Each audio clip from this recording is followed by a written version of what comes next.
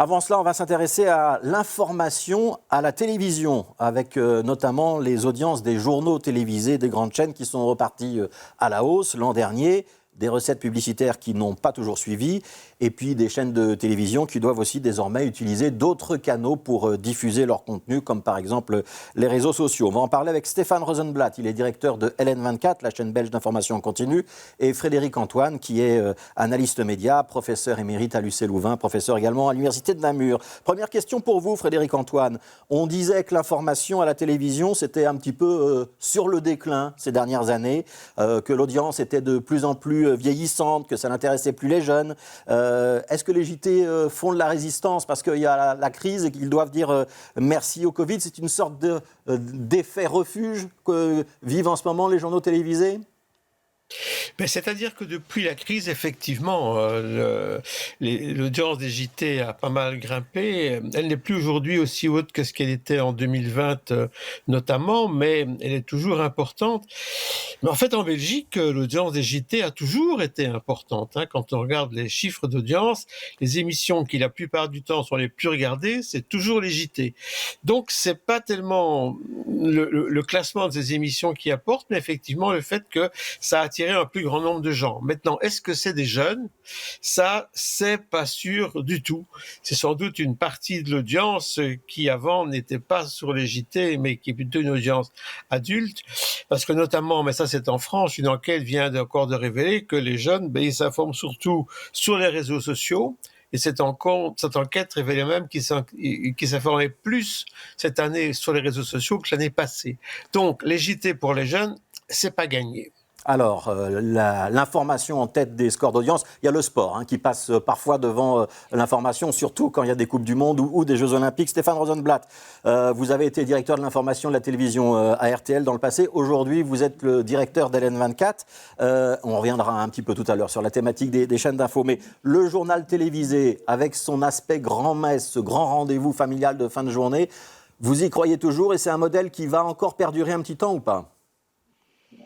Je crois que c'est un modèle qui va continuer à perdurer, alors qu'il soit en pente douce, comme l'est la consommation de la télévision linéaire de manière générale, parce que les modes de consommation de l'écran ont explosé au cours des dernières années. Et donc ça concerne l'information comme le reste des autres types de programmes, où évidemment les ménages, les jeunes ou même les personnes plus âgées vont consommer comme ils le veulent, quand ils le veulent, et ils ont à leur disposition une multitude de plateformes possibles. Donc le journal télévisé, comme le reste, est en pente douce. Mais il reste, c'est vrai, en Belgique francophone, si on le compare à la plupart des autres pays européens, un refuge, un élément identitaire, un élément de ciment culturel particulier qu'on trouve beaucoup moins dans d'autres pays, y compris d'ailleurs sur les médias privés en Belgique, où l'information continue à occuper une place, je dirais presque au sens positif, disproportionnée par rapport encore à d'autres types de programmes,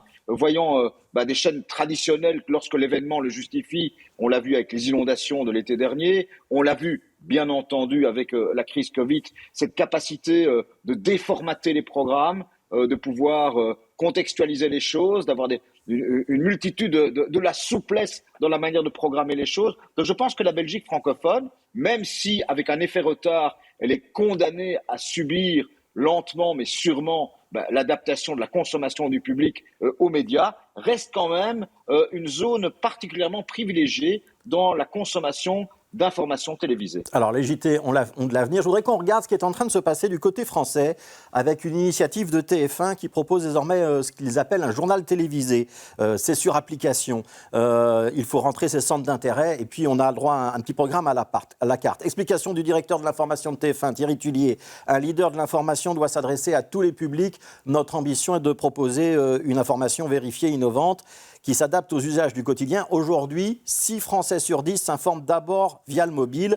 Cette idée du mobile first est très importante. Frédéric Antoine, est-ce que vous avez testé le journal personnalisé de TF1 ? Est-ce que c'est encore un JT d'ailleurs, ce que propose TF1 sur son application ou est-ce que c'est autre chose ? Et est-ce que ce qui est possible aujourd'hui sur l'application, sur le mobile, ça va l'être demain sur les grands écrans dans le salon ? J'ai pas testé l'application de TF1, mais c'est vrai qu'à partir du moment où c'est à la carte, c'est plus un JT. C'est comme quand on est sur des sites d'information de presse, mais qu'on va chercher, parce qu'on a remarqué à ses préférences certains types d'informations, on n'est plus devant un journal. Le JT, c'est un journal. Et un journal, c'est une hiérarchie de l'information. C'est pas rien le fait que l'on livre des nouvelles, mais c'est sont classées dans un certain ordre. Les plus importantes d'abord, les moins importantes après. On tourne des pages. On parle des pages de l'info. Quand on fait ça à la carte, c'est plus le cas. Et surtout, c'est plus un JT, parce que un JT, c'est du direct. En tout cas, d'habitude. La télé, d'habitude, c'est du direct. Et le JT, dans les grandes chaînes, c'est une grande messe en direct.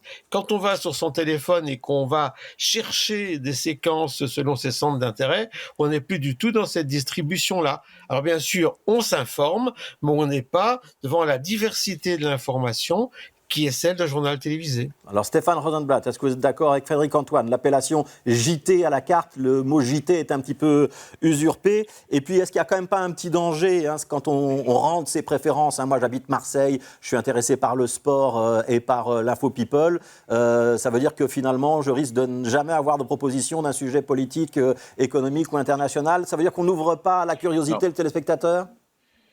Non, je pense qu'évidemment, sur le plan étymologique, bien entendu, un journal télévisé est une entité. Mais aujourd'hui, je pense qu'il faut penser en termes de complémentarité. Vous pouvez parfaitement produire des journaux télévisés qui permettent évidemment aux téléspectateurs traditionnels de suivre une conduite et avec un début, un milieu, une fin sur l'importance et la hiérarchisation de l'information, tout en proposant de manière complémentaire, c'est ce que fait LN24, d'autres types d'informations adaptées à d'autres types d'utilisation de son temps et d'autres types de publics. Et là, évidemment, toutes les plateformes aujourd'hui sont complémentaires les unes des autres et ne sont pas contradictoires. Vous pouvez très bien développer certains types de formats destinés à un public plus jeune, avec plus de contextualisation, plus de prise de recul ou des sujets plus pointus, avoir une information plus généraliste dans d'autres cas, avoir des magazines qui contextualisent les sujets qui ont été traités dans les journaux télévisés précédemment. C'est ce que fait une chaîne d'info comme LN24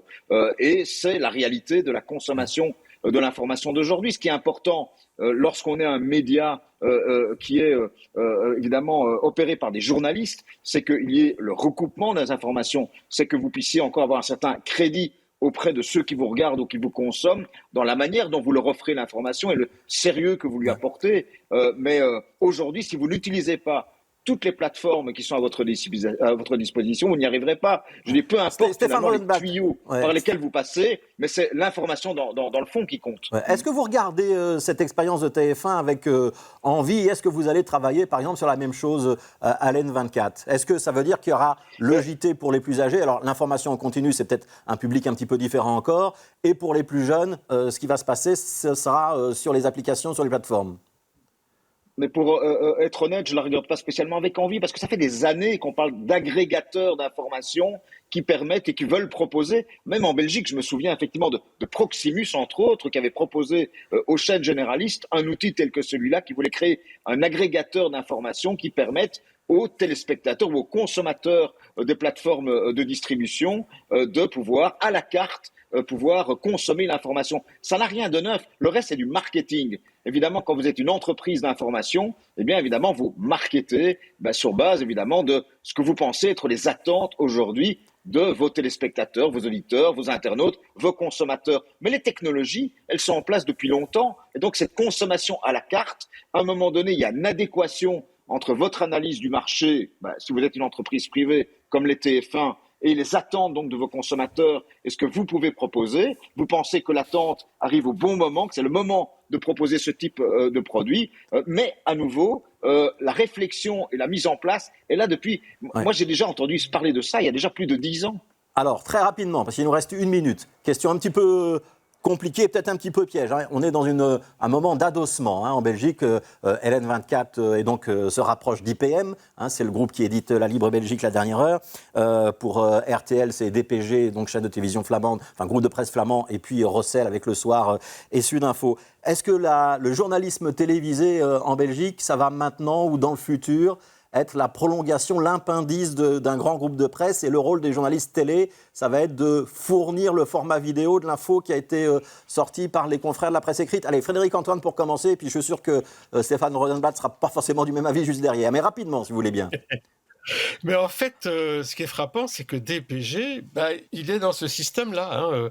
En Flandre, vous avez une rédaction commune pour des médias écrits et pour des médias audiovisuels et des médias en ligne. Et ça fonctionne comme ça. Donc, quand pour Rossel, pour RTL, Rossel dit, ben non, on va pas aller vers ça, j'y crois pas. On va aller vers ce genre de système. Les newsrooms, ça existe partout. Donc forcément, c'est ça qui va se passer. Ma crainte, c'est qu'effectivement, quand on a des médias d'information avec des groupes de presse, les groupes de presse utilisent ces médias d'information, en fait, simplement pour se conforter, pour devenir plus gros, notamment vis-à-vis des GAFAM, etc. Mais que derrière ça, il n'y ait pas véritablement un projet qui soit de favoriser le média audiovisuel. Un média d'information qui repose sur l'audiovisuel, c'est autre chose. Exemple, CNN, c'est né comme ça. Alors Stéphane Rosenblatt, très rapidement. La réalité d'un marché exigu, étroit comme le marché belge francophone, me fait dire que c'est au contraire une opportunité. Une opportunité d'abord de permettre à des journalistes de travailler, de développer dans de bonnes conditions leur métier, de pouvoir offrir une offre de qualité aux consommateurs d'informations et que face à la baisse de consommation du papier et à la baisse lente de la consommation linéaire, et le fait d'unir ces forces, c'est au contraire une opportunité qu'il faut saisir. Merci. Et LN24 s'inscrit dans cette opportunité. Merci Stéphane Rosenblatt et merci Frédéric Antoine. On aura sûrement l'occasion d'en reparler. On vous rappellera dans quelques mois pour voir si ce qu'on a dit aujourd'hui se vérifie.